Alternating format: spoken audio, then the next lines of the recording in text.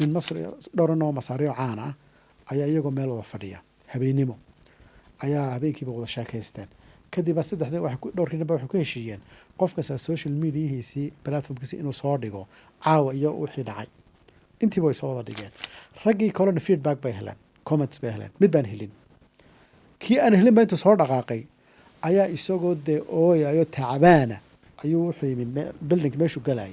مكان نبغى الله كل مين كي بقرا محاك كون عاي نين كانوا حالتي أنا حالات باهين سقول ما توحبا يقول عاي وحولي كوقاتي وحوين أنا كون عاي سقول محاك كون عاي سوري ده waxaa ku dhaca asxaabtayda oo dhan baa loo soo comment gareeyo aniga cid bay ma soo maxay cid fircalin iga soo sameys ma jiro jiilkan dambe hadda waxaa ku soo batay xanuun la dhaho social anxiety dadku maxay ka oran sidee kugu oran qofkan wahmigan maxaa uu abuuraya sidee uu iskaga qaban karaya fikirkan ah kelmadaha dadku hadalka kugu oran waxaan uu sawiranaya siyaasaddu ku jira ka hadlayo number 1 waxa muhiim ah run horta inuu sheego run waa inuu sheego وقضبك كواد لمبر 2 هذا اللي كان وشيء يا وين مصلحة عامة كشرته مصلحة قاموا قرنك دولد وين كشرته وحن مصلحة كشرة إن أتكهذا شو إذا الله ما بحنا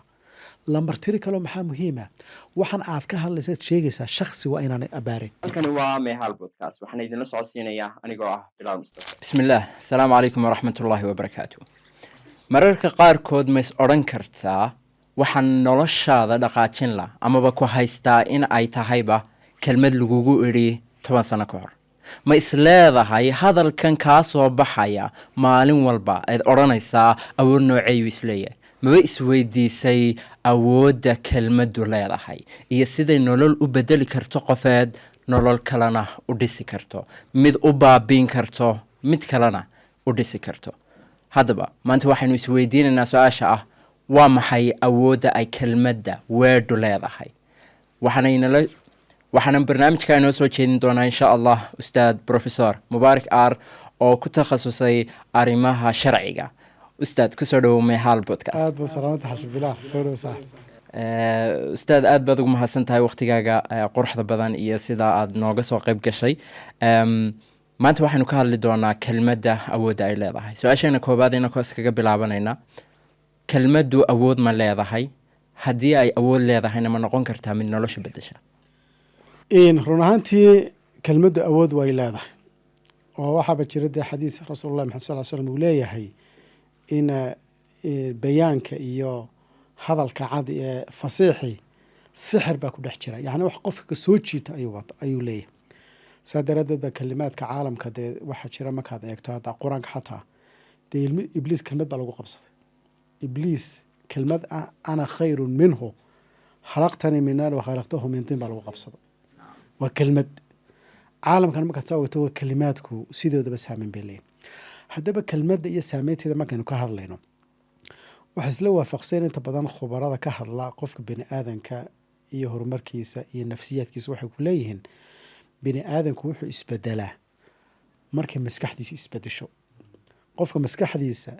iyo qalbigiisa iyo fikirkiisu markuu isbedelo ayuu bini aadam gebi ahaanba isbedela sidaa daraadeed baa rasuulullahi maxamed sal slam markii la soo saaray wuxuu ka bilaabay kelmad quluu laa ilaaha illa allah tuflixuun waa kelmaddaas qofku markuu iraahdo maskaxdiisay bedelaysaa caqiidadiisay bedelaysaa caqiidadu markay isbedesho maxaa markaa imaada markuu maskaxda iyo fikirka qofka isbedelo maxaa imaadaa waxaa isbedela qofka dareenkiisa dareenku markuu isbedelo maxaa imaada waxaa imaada qofka dhaqankiisa isbedela maanta haddaan ku yidhahdo xaaji bilaalow ninka hebel la yidhaahdaa waa nin aada u xun waxay waxaas u sameeyaa ninka marka aada la kulanto qaybkibaad ula dhaqmaysa adoo is ilaalinaya oo isla yaanu ninkan aada haysu dhexgelina ayaad runtii ninkii aada la hadlaysaa haddana maalin dambe ku yidhahdo war ninka nin fiican buu noqday oo akhyaaro la yaab leh maxaad samaynaysaa kulanka labaad ninka aad la kulmayso adoo faraxsan oo hagaagsan baad la kulmaysa sababtu maxay tahay kelmaddan aan ku iri waxay bedeshay maskaxdaada iyo fikirkaaga markay bedeshay maxaa isbedelay dareenkaaga caatifadii qofkaad u haysay way isbedeshay kadib maxaa halkaa ka dhashay qaab dhaqankaagii baa isbedelay marka suluugaagu isbedelay sidaa daraaddeed waxaa laisla waafaqsan yahay qofka bini aadanka ah maadaama isbedelka ugu weyn uu caqligiisa iyo fikirkiisa yahay maxaa bedela caqliga iyo fikirka bini aadanka waxaa bedela kelmad kelmaddaasi ama qofku ha maqlo ama muuqaalaan ha u maqlo ama si kale ha u dhegeysto ama qoraal ahaan ha ku maqlo ha ku akhriyo qofka kelmad baa bedelaysa sidaa daraaddeed ba waxay yidhahdaan isbedelka biniaadamka ma laga sheekeynayo 5 tiir buu leeyahay ugu muhiimsan baa la yidhahdaa 5 tiir ugu muhiimsan qofka biniaadamka isbedelkiisa lambano waxaa la yidhahdaa waa isbedelka qofka inay maskaxdiisu fikirkiisu isbedelo fikirkana wax asal u noqonaya qofku wuxuu maqlaayo wuxuu dhegeysanayo iyo wuxuu akhrinayo inay noqdaan wax bedelaya subax kasta markaad ku soo toosto qoraal hadal fiican iyo kalimaad dhiirigelina maskaxda way isbedelaysa marka mabda'a kood waxa weeyaan horta halkaas inay isbedesho sidaa daraaddeed baa kutubtan ka hadlaa tanmiya albashariya human developmentka haddaad soo wada qaato kuwa ugu saameynta badan leh 7 sife ay leeyihin dadka saameynta leh mabda'iisa koowaad wuxuu ka dhigayaa oo lamaroon odhanayaa waa qofka mindsetkiisa in la bedelo maskaxdiisa wax iska bedelaan oo macnaheedu ay tahay qofka in kalimaad bedelaya waa inuu maqlaa haddaad soo qaato kitaabka la yidhaahdo muxuu ahay the road to success fiyaas qoray waa nin bakistaani aada u caana filka aada ugu takhasusay isna wuxuu ka dhigaya mabdi'iisa koowaad in maskaxda biniadamka wax iska bedelaan take the responsibility of your life baa oranaya oo uu leeyahay qofku waa inuu qaab dhaqanka maskaxdiisa isbedesha haddaad soo qaado muxuu ahay success principles jack uu qoray mabdi'iisa koowaad buu ka dhigaya dhammaan waxaa isla waafaqsan qofka mindsetkiisaasoo isbedela mooyaane bini aadamka meel iska bedeli kara ma jiro sidaa daraaddeed qofka waa mindsetkan hadal baa bedela horta saalaan ku siinaya nimanka tabliiqa la yidhaahdo waa taqaanaa qof mii laga keenay oon salaad shaqa ku lahayn oo qalafsan oo nadaafadda zero tahay ayaa u tagaya ama daydayba ah ninkaasi wuxuu kala qayb galaya xalqada kalimaad buu dhegeysanaya kalimaadka markuu dhegeysto uu la baxo oo dhowr cisho la baxo 3 cisho ninkuu isbedelaya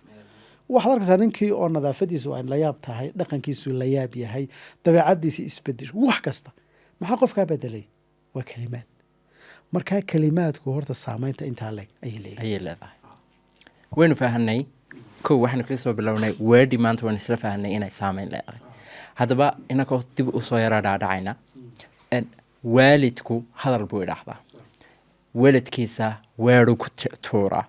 ma noqon karaa hadallada waalidku ku odhanayo qof maskaxda bini'aadanka ama ilmihiisa bedelaysa mana noqon kartaa mid waata ugu daranay caruurtaas aad korinaysa ee dhashay mustaqbalkooga wuxuu ku xidhan yahay hadalladaad maanta ku odhanayso ma odhan karnaa kasi runtii culamaa u tarbiya ay aada uga sheekeeya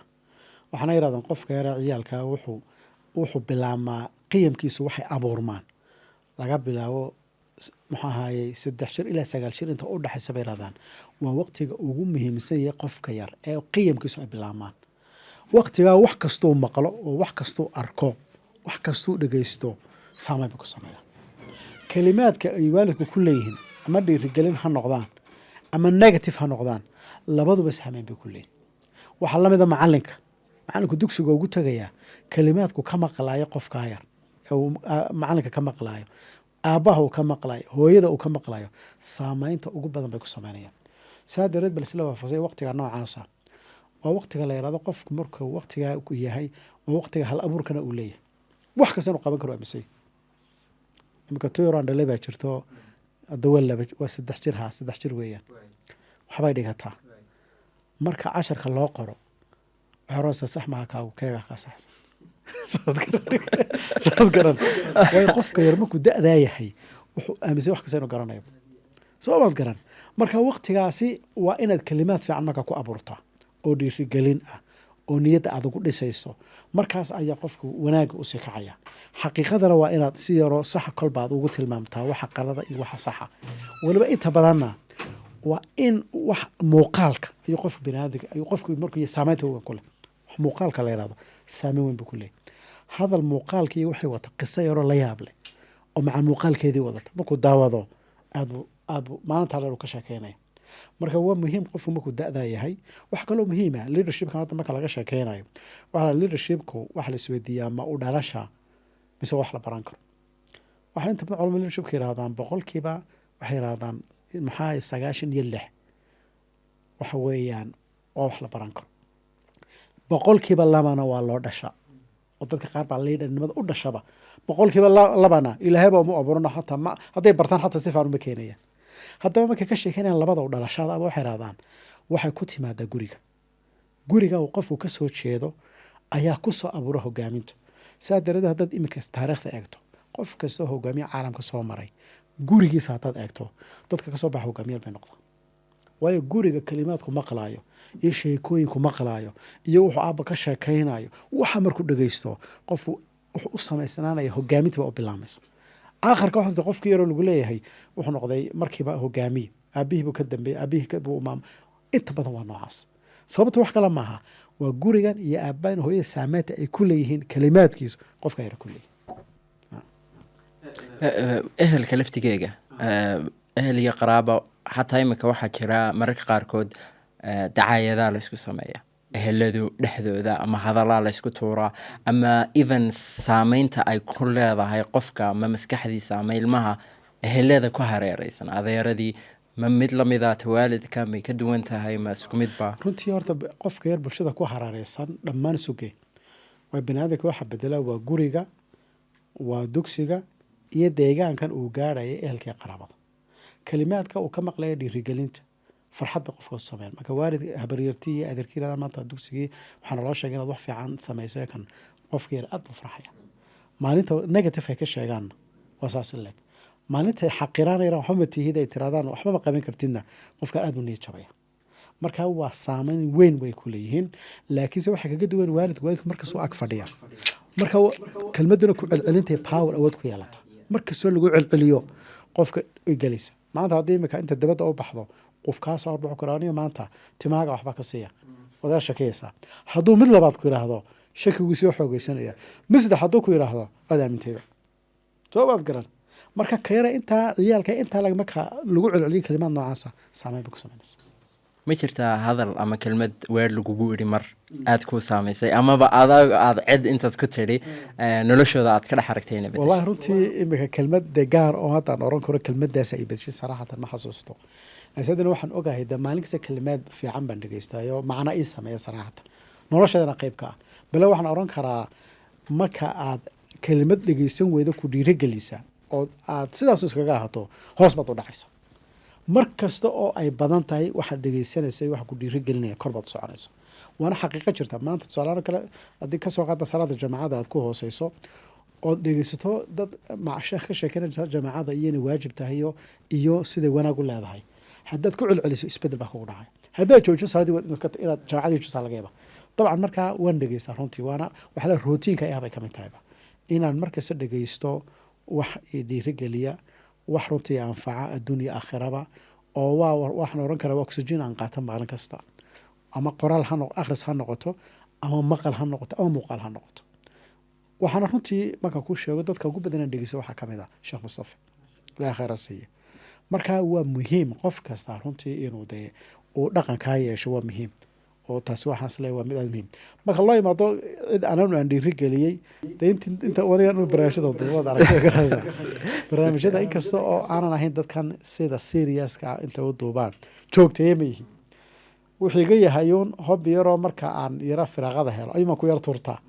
howlahayga kalean iska wataa mar aan markaa firaaqa helay ayaa laga yaabaa inaan muxuu ahaye in yaroo kelmada meel aan ku duubaa laga yaaba inta badanna social media malihi social media platformska hadda la samaysa facebook oo kale malihi facebook shakhsiya malihi twitterka iyo meelaha inta badan mabalihiba cadina mana galo laakiin waxaa jira macalinka tvga oo kale waa facebook macalin la yiraahdo oo tiimka man dhalinyara haya oo kuwaas iyagu soo geliya waxa iga soo geliya marka taasi waxay keentay inaanan anigu dabagelin feedbacka dadka bari bilowgiiba mar intaan email shakhsiya aan furtay ayaa waxaan helay feedbackyo meel kasta ka yimi markaasaan arkay inaanan ka wada jawaabi karin oo dadkii su-aalo badan bay kusoo weydiinayaan markaa dadka aad u jawaabi wadina dadkii da waad isku dhacaysaa soomaalida waa taqaanaayo korona waraadar maxaas la waaleysanyo meesha kuma markaan arkay inaanan ka baxayn su-aalaha faraha badan iyo de qof kastan wuxuu rabaa wax shakhsiya ayuu kaa wareysanaya in waanad soo baaldhaa ma arka inaan waqti u haynin waa maska xidhi facebook gebi ahaanba soo baad garan laakiinse marka aad baxdo dibadaha eed caalamka gasho ayaa kolba waxaad la kulmaysaa qofka horanaya hawshaas ay igu dhacday intaa yaraa tiri baan waxaan ka baaqday midka hore ganacsi baan galay qodob noocaasa tiri baan ku guulays waxaas way badeen laakiin runtii waxaan daantay oran karaan taaban karo ma jira haddii aynu dhinac kale keenay barnaamijkeena waxaa jira dad fara badan oo kalsooni yaridu ama kalsooni la-aan hayso waxyaabo badan baa sababa kalsooni yarida sidee ma la odhan karaa hadalka lagu odhanaya ama weedhaha lagu soo tuurayo kelmadaha lagu odhanayo iyo tuu naftiisa ku odhanayaba saameyn bay ku leedahay waana ta u sababaysaa kalsooni yarida horta kalsoonidu waxaa inta badan waxaa qofku inuu aamino inuu waxaa qaban karo isla markaana uu qaban karo oo balaasi ka kooban tahayba koo horta qofku waa inuu waxaan uu leeyahay tusaale waxa qofku wuxuu yiri carabidan ku hadlaa waan qana carabidu ku yiri marka soo waxta qofku halka ma ku soo ku hadli karaa kalsoonidiisu waxay cadaanaysaa laba shay ma kala isla helo koo qofka carabida inuu garanayo lambar 2 uu aaminsan yahay isaga lafdigiisu inuu garanayo waxa jira qof isaga luqadii garanaya laakiin aaminsan inaanu garanin marka kaas markuu halkaas soo istaago way ka xumaanaysaa hadday isagoo garanay ka xumaanaysaa way wuxuu aaminay inaanu garanin dad badan baad aragtaa Xaaji Bilaal oo stage markay soo istaagaan hadalku ka xumaado oo aan laba kelmad isu geenin marka la fadhiisatana la yaab leh sababtu waa maxay qofkani eeg in koowa inuu ogaada halka markuu soo istaago ma hadli karaa uma aaminsan yahay haddaan qofku aaminsaneen barta markuu soo istaago inaanu hadli karin markuu halka istaago isku dhaxyaacaya haddaba kalsoonida maxaa lagu helaa ugu muhiimsan kalsoonidu waa khibradu sheegu markuu qofku ku celceliyo kalsooni baa abuuranta markuu maalinta koowaad soo istaago iyo khibrad baa abuurmaysa maalinta labaad marka la yiraahdo hadal maskaxdiisu maxay soo celinaysaa maalintii horaad hadashay hadalkaaga soo waxa hadduu maalinta hore hadlay feedback la siiyay uu fiicnaa oo si fiican u hadlay maalin labaad si ka fiican buu hadlaya haddii laakiin maalinta feedback xun uu helay oo la yiraahdo hay tacbaan buu ahaa maalin labaad hadduu falku isku dhaxyaacay way khibradda hore ka xumaatay marka waxa la yiraahdo sideeda muxuu ahaayay waxa macna kalsoonida waxa abuura qofku feedback uu naftiisa u sheegayo waxan waad garanaysaa waad samayn kartaa waad awood u aaminsan yahay qayb oo samayso dad badan waxa jira aqoon aan lahayn oo halka markay soo istaagaan tacajubaysid way wuxuu aaminsan yahay inuu hadli karo dadku wuxuu sheegi karo waa aaminsan yahay soo maad garan waxa la mid ah dadku waxa qofkan ka sheegay feedback ka siinayaan feedback dadku halistiisu leeyahay qofku marka hadduu aamino feedbackii dadka feedbackaasna waa saameyntiisu waa ku celcelinta hadduu maqan intaas qof walaniyo kelmadaas ma fiicnaan ku celceliyaan kalsoonida qofku ku dhacaysa qodhow markuu soo istaago ma hadli karo marka kalsoonida marka laga hadlaayo kalimaadku saameyn weyn bay ku leeyihiin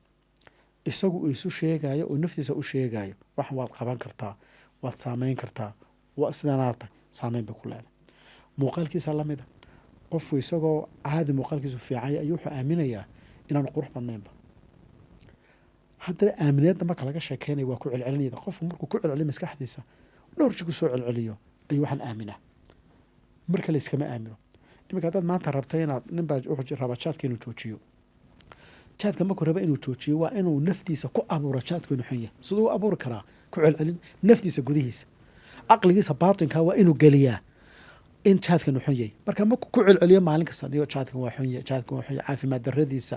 inaanu islaamku ogolayn inuu waxa markuu ku celceliyo qofka maskaxdiisa waxa galaysa jaadkan xun yahay aakhirka wuxuu dareemayaa markuu cunaayo inuu wax cunayo marka waa muhiim kelmadu qofkana muhiim bay u tahay nafsiyaadkiisa inuu ku celceliyo kalimaadka fiican saadeed baa layidhaha qofku daymanka tuugta maad akhriyayso qofku waa inuu markuu rabo inuu wax qabto inuu aaminaa inuu gaari karo sida oo kale dhiirigelina dadka markuu ka helo waa muhiim waxa la yidhahda laba shayba waa muhiim qofka marka laga waramayo inay saameyn uu sameeyo dadka u ah qudwaadka dadku ku dayanayo iyo kalimaadka ay isticmaalayaan dhiirigelinta iyo lambarto dadka asxaabtiisa labadaas way saameynayaan marka qofkii labadaas hadday negative noqdaan waxba ma qabsan karo qofku soo dhageystay qofkaasi wuxuu ku yiri macalinkaasi wuxuu ku yiri xisaabta lama baran karo isla markaana asxaabtiisii la socday buu arko mid kasta leeyahay xisaabta naga daa lagu hadhow laguma shaqaysanayo qofka xisaabta meel iska dhigay waayo saameyn bay ku sameynayaan laakiin se labadu hadday positive ay u ablaagareeyaan macalinku yidhahdo xisaabtu waa wax ugu fudud la baran karo noloshaada dhan way saameynaysaa oo fikradda uu geliyo macalinku inay xisaabta noloshiisa dhan ay saameynayso ardayda la socdaana ay xisaabta jecel yihiin oo ay leeyihin xisaabta si fiican u baranaya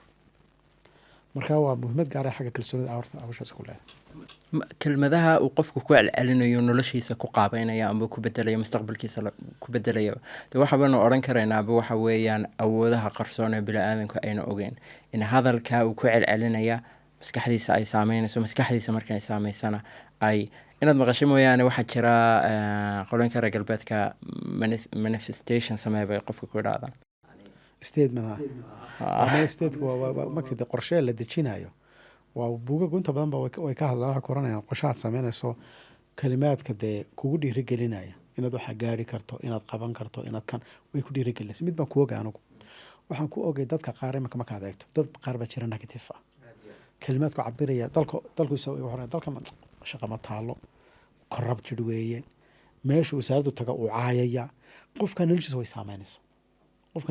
way saameynaysa isagan odhanaya saameynaysa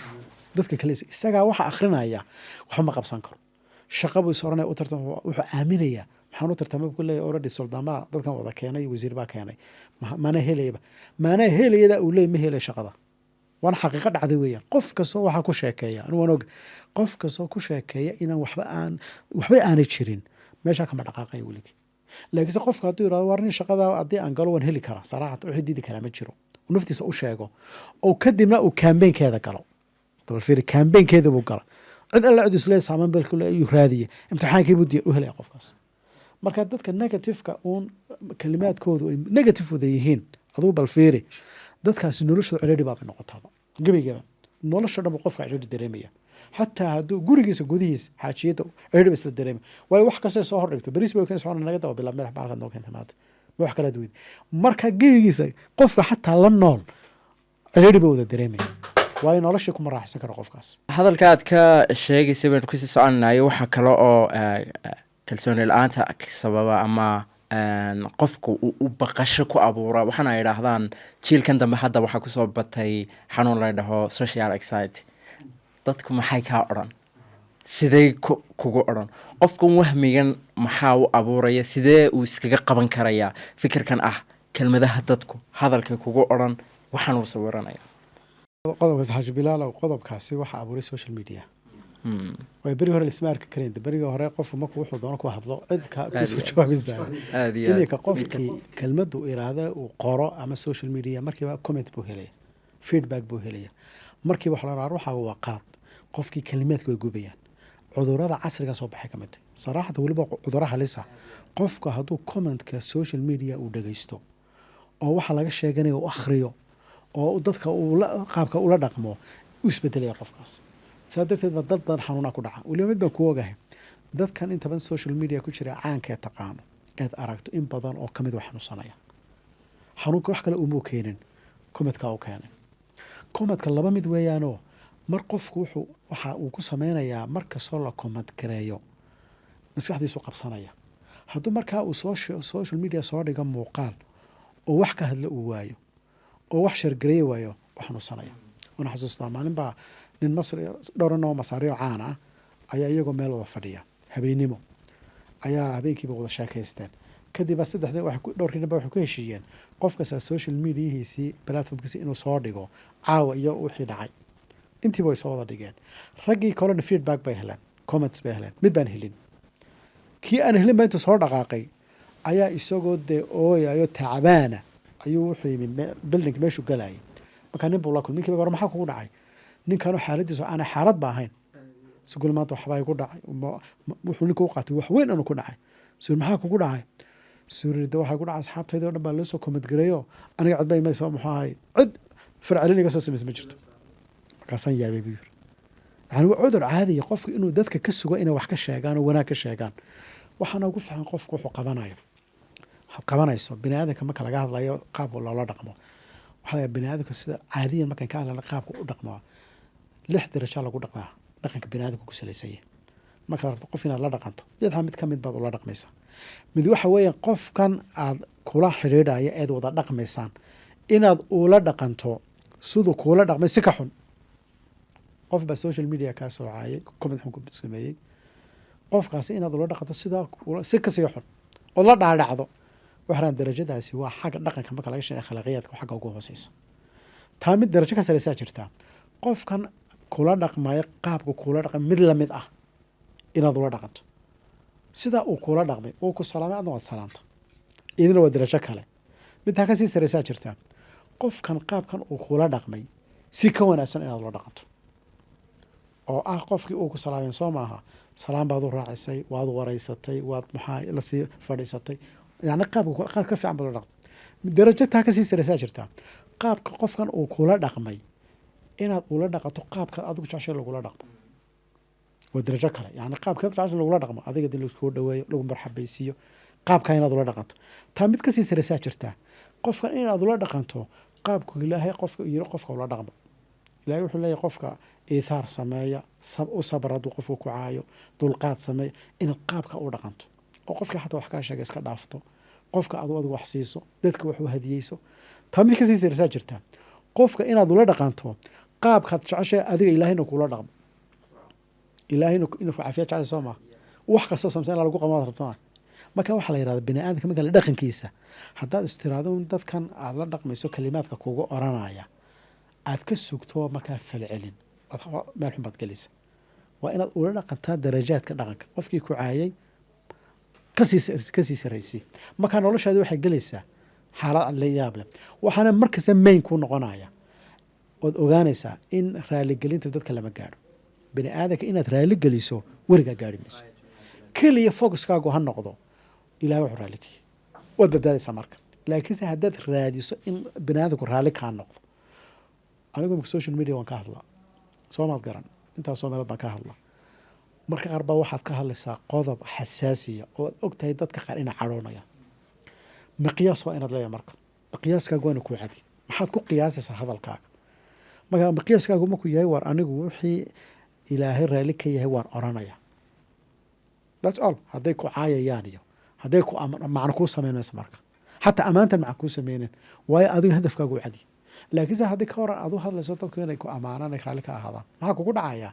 inay amarka ilaahay markaa aakhira ku dhaadhiciyaan ood kadibna aad adiguna maxaa xaalad kala gasho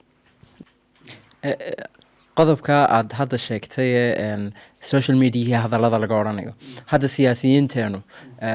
dhinac walay tahayba soomaalidu hadalla ay dhahdaan hadalladaasi laga yaabaa qabiilana inay ku kacaan ay ku burburaan dhiig ku daato nolol ku baaba'do siduu qofku siyaasiga ah hadalkiisa u miisaami karaa kelmadii ka soo baxaysa uu miidiyahan waxaad odhanaysaa mararka qaarkood qofkan uu soo toosaa uu soo kacaa kamaradahu u wada yeedha uu soo hor istaagaa u hadlaan suu u miisaami karaa hadalkiisa ustaad wuxuu u miisaami karaa dhowr qodob baa jira qodobka koowaad waxaan social media markuu siyaasigu ka hadlayo ama qof kaloo de siyaasadun ku jira ka hadlayo number one waxaa muhiima run horta inuu sheego run waa inuu sheega waa qodobka koowaad number two hadalkan uu sheegayaa waa inay maslaxad caami ku jirta maslaxad qaamo qaranka dowladda waa inuu ku jirta waxaan maslaxad ku jiray inaad ka hadasho idan looma baahna lambar tiri kaloo maxaa muhiima waxaan aad ka hadlaysaad sheegaysaa shaksi waa inaanay abaarin shaksiga ka issue ka hadal shaksigaasi issuegu sameeyey iyo waxaan shaqadiisa ku saabsan ka hadal lase shaksiga lafdigiisa inaad ka hadasho waa mamnuuc iyadan qofku saddexdaa shay horta haddii aanu ka hadal xataa qanuunku waa qabanaya xataa sharcigaa qabanaya haddii la ogaado qofka wuu hadlay hadalkiisu waa run laakiinse hadalkan maslaxad shaksigaa ku jirta maslaxad gaaraa ku jirta qofkan waa ishayaan way isku kacsan yihiin si gaar ugu kacsan yahay maslaxad caama sheekadan maaha maxkamadda kusoo saari karta waa muhiim taas shaksi hadduu noqdo waa maslaxad iyadana sharciga waad horkeeni kartaa waxaa kaloo shardiya ninkan siyaasiga ama qofkan social media ka hadlaya hadalkan uu jeedinayo waxaa muhiima waa inuu xalka raaciya waayo bini aadamku markuu yirahdo waxaasaa qaldan xalna aanu karin maxaa macno samaynaysa bal aduu maanta social media fiiri siyaasiyiinta fiiri nin keliyo xal raacinaya ma jiro nin kasta waxbuu dhaleecaynaya kanaa qaldan waxaan baa jira waxaan baa haddaad tira war waa sax waayahe ilaa aadba beri way ku haysataa iminka qoladan iminka joogtaa waxay markii hore sheegi jirma iminka haystaa sababtu waa maxay xal may keeni jirin waa mujarad inaad maamulku wax ka sheegtay maamulkii haddaad wax ka sheegto tirado sicir barar baa jira dadkii way gaajoonayaan haraad baa jira adina beri way ku haysataa marka iminkaba xalka sii sheeg ila wax la raadina maslaxad caame laakiinse inaad isla soo istaagto looma baahno mid kalena way jirtaa waxa la yidhaha qofku magu wax naqdinayo waa inuu istaaga qofka kale halkuu taagan yahay haddaad soo istaagto qofka ka kale balsuu taagan yahay ood isaga iska dhigto waxaad garan kartaa dhibaatooyinka haysta qofkaas duruufaha haystaad fahmaysaa marka waxa laga yaabaa inaad tiraani wallahi sidaasi mala sidaan u moodaya ma noqonaysaba oo dib aad u gorato laakiinse markay kaa tahay in mujarad qofka waad ku kacsan tahay meesha ka saar ama qofkan at least ceebe waayo iminka waxaan maanta dalkan ka jira waa ceebeynta soo maad garan oo khatarteeda leh iminkaan tusaalaan ku siinaya anigu muddo dheer baan wax naqdinay oo xukuumadda naqdinay naqdintaas sameeyay hadda markaan soo waan ururiyo dee already waan dhageystaa naqdintaas samayn jiray dib baan u dhageystay waxaas weydiiyey naqdinahaad samaysay ma jiran qadar ku qaldanta oo halkani aanig wallahi inaan been ku sheegayna naqdiyadii aan sheegi jiray xukuumadda aan ka sheegi jiray maanta haddii dib laygu soo celiyo sidii baan u hadlaya waayo markayga horeen hadlayay mabaadi baan ku hadlaya qodob baan saarayay markaan hadlayo waa shaksi halkaa iga dhig waxaan aaminsanahay oo isleeyahay waad saxaysaa oo maslaxad caama ayaan ka hadlaya haddii shaygii maanta dib laygu soo celiyo bartii baan istaagaya soo maad garan waana imanaysaa imika muuqaalo badan oo hor u duubay maandhowto waxaan arkayay muuqaal aan duubay 2022 ayaa maanta lasoo qaata iyadoo xukuumadda lagu dhaleecaynayo lagana dhigay inaan maanta hadlayo qofku markuu dhegeysan ka muuqaalkayga wuxuu u qaadanayaa maanta inaan hadlayo waayo arrin jirta maanta oo taagan baan ka hadlaya laakiin arrintan ma ahayn tii aan ka hadlaya taa beriga kan mid kale ahayd laakiin maxaa isku mid ah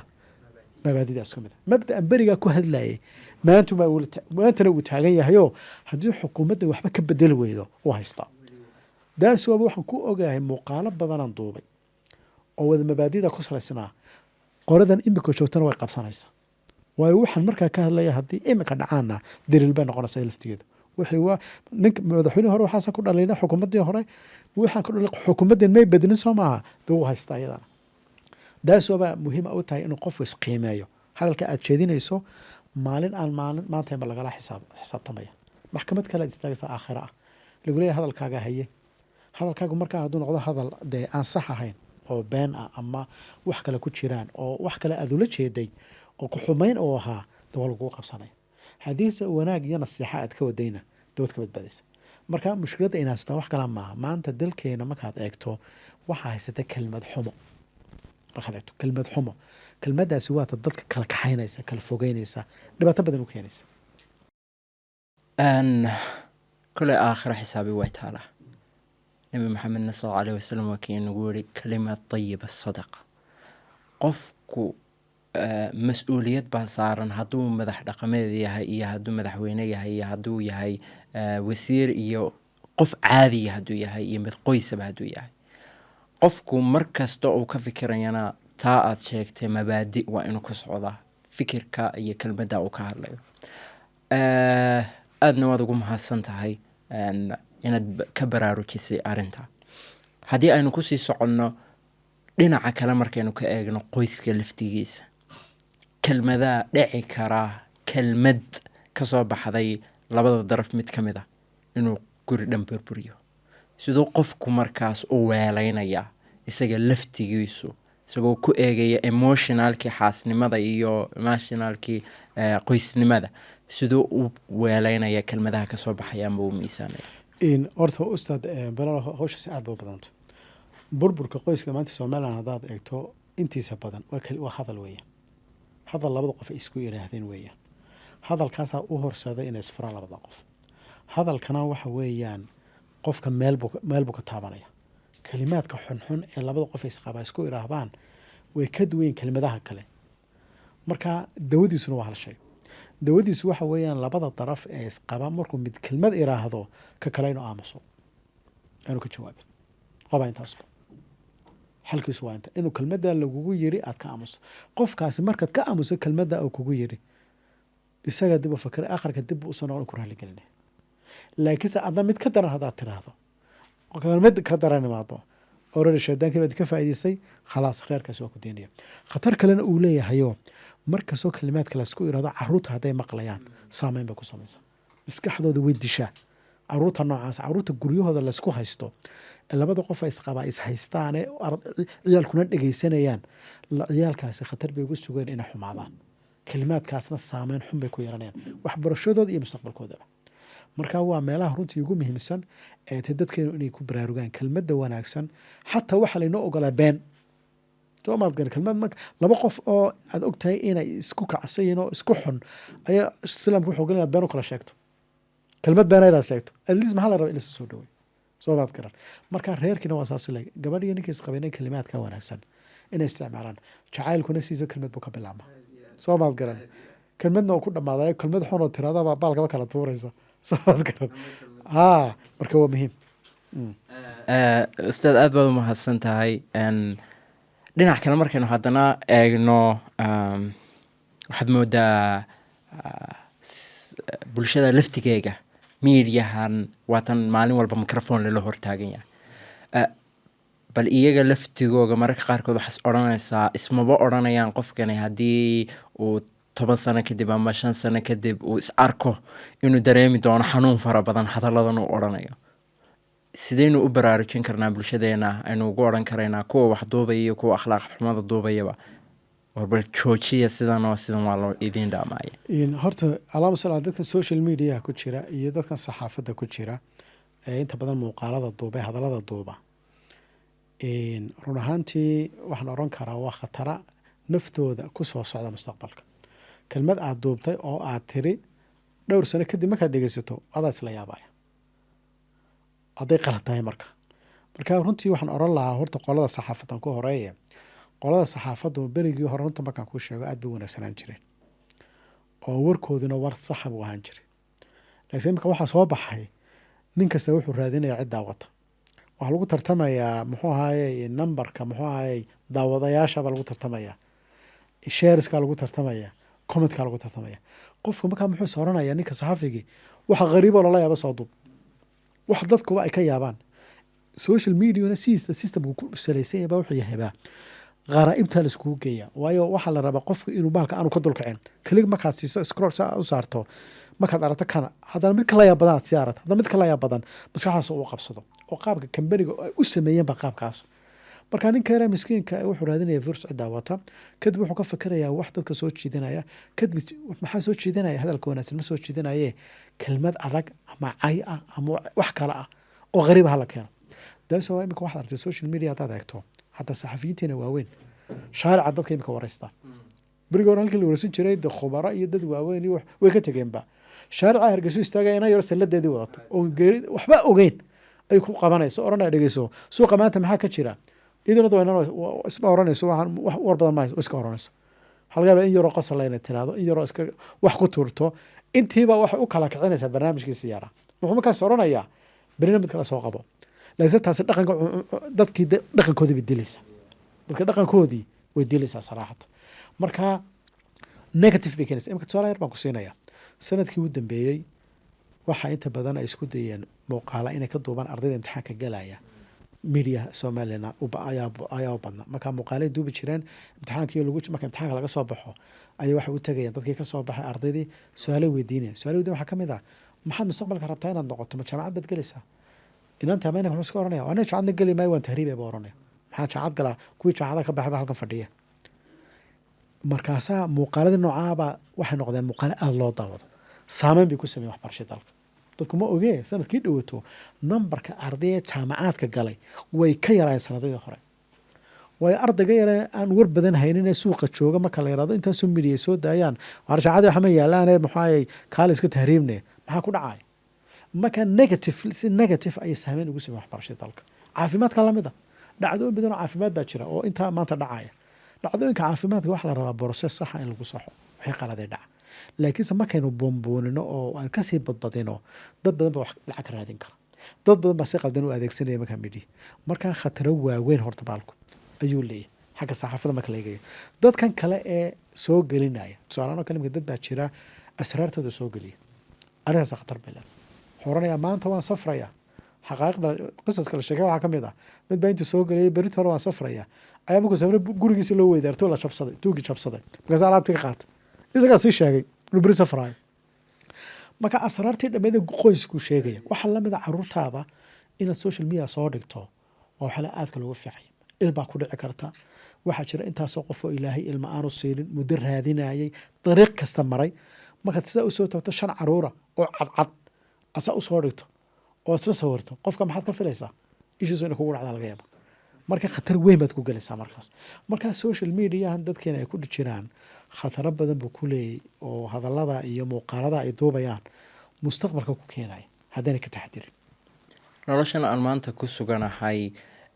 iyo qaabeyntan ay taagan tahay sidan ay taagan tahay kolley waxay kasoo tarmatay ama maanta ay halkan igu taagan tahay hadday wanaagsan tahay iyo hadday xun tahayba hadallo fara badan oo laigu soo idhi dhinacyo fara badan igaga yimid waalid waxbarasho asxaab soo socday sideen maanta haddii ayba noloshaydu si tahay oon garan laayahay meel aan u dhaqaaqo sideen u fadhaysan karaa oon u eegi karaa una ogaan karaa una sixi karaa kelmadihii xumaaye la igu idhi ee noloshaydan maanta qaabeeyey ugana saari karaayoon ugu bedeli karaa mid wanaagsan ustaad waxaad ugu bedeli kartaa inaad noloshaada hagaajiso wadakir fa ina dikraa tanfacu almu'miniin aayaddan dadka in badan ma fahansana aayaddan waxay sheegaysaa dikriga qofku inuu dhegaysto wacdi iyo waciid iyo waano iyo naseexo inuu dhegaysto noloshiisa o dhan bay hagaajinaysaa qofkaa aada sheegaysa ee muddo soo dhegaysanaya wax negative ah oo wax badan ay ka dhex buuxaan hadduu rabo inuu ishagaajiyo waa inuu dhegaystaa muuqaalo wanaagsan oo wanaagga u kaxaynayo haddii uu tusaalaha kale wuxuu kasoo qaado waxa uu rabaa inuu guulaysto oo nolol fiican samaysto waa inuu dhegaystaa muuqaalada ku saabsan ee ka sheekeynaya nolosha iyo wanaaggeeda saa loo sameeyo dariiqa loo marayo waayo iminka caalamka markaad eegto maanta yurub iyo maraykan markaad eegto kutubta ugu akhriska badan le waa buugaga noocan ka sheekeynayo buugaga cilmiga ah dadka akhriya waabay koobayinba buugaga maktabadaha ka buuxa markaad gasho wadanadaasi waa buugaga qofka bini aadanka ee horumarkiisa ka sheekeynayo inaga laagsan taa mid ka fiican baanu haysanaayo islaamka o dhan baa horumar ka sheekeynayo marka qofkii waxaa la rabaa inuu la noolaado maalin kasta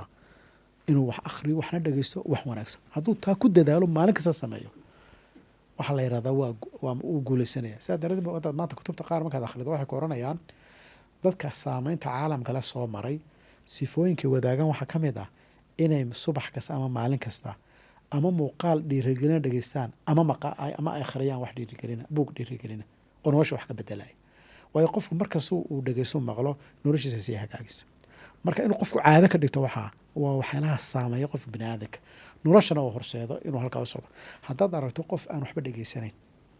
oo weliba muuqaalada wanaagga wata aan dhegeysanayn ee diinta iyo iskugu jira wacdiga iyo cidka nasteexada oo aad aragto qofkaas inuu halkaa usoo jeedin qofka qalbigiisu engega soo maad garan waxa laakiinse bedelaa wax kale qofkaasi wuxuu dhegeysanaya wax kale aan wanaagsanayn ama heesuu dhegeysanaya ama wuxuu dhegeysanayaa dad iscaayaya ama wuxuu dhegeysanayaa muuqaalo aan fiicnayn dhinaca kale u gelaysaa qofkaasi noloshiisa markaa negative bay noqonaysa waayo labada meel ma wada galaan soo maad garan markasuu qofku dhinacan badsado dhinaca hagaag ayuu raacaya dhinacan hadduu badsano xumaantuu raacaya marka waxaan ku leeyahay ustaad bilaalow inuu qofku nasaaixda dhegeysto oo waanada dhegeysto waa waxa qofka bani aadanka dariiqa saxda ku ridaya haddii laagsi u dhegeysan waayo kalimaadkaa wanaagsan qofkaasi dhinacaas u baadh waa guntiga gabagabadii gunaanadkii barnaamijkeena ustaad talooyin waanooyin cid kastoo ina dhegeysanaysa maanta oo halkan usoo gashay inay wax ka faa'iideysato soona gaadhay halkan ay taagan yihiin maxaad u jeedin lahay waxaan u jeedin lahaa horta laba qiso kooban baan kusoo koobaya oo labaduba kalimaad ay dad yiraahdeen ay saameyn sameeyeen t v ka mid a tviyada carabta ka baxa ayaa waxa uu sameyn jiray dadka baahan ee dhibaataysan ayaa wax looga yooboohin jiray oo dadka wax loo weydiin jiray maalin baa markaa qof xanuunsanayo dhibaataysan baa tvgii loo furay ninkii wariyaabaa soo istaagay wuxuu yaa caawinaya qofkaas dad badan baa soo hadlay nin dhalinyara markii dambe ayaa telefoonka soo qabsaday wuxuu ninkii dhalinyartahaa kelmad buu yidhi layahab leh $4 baan $2 baan sadaqadaysanaya buu yidhi $2 ninkii wariyaaba ku yidhi $2 maxaad ka saaqada maxay tahay $2 wuxuu yidhi $4 baan wax lacag haystaa shilin kale ma haysto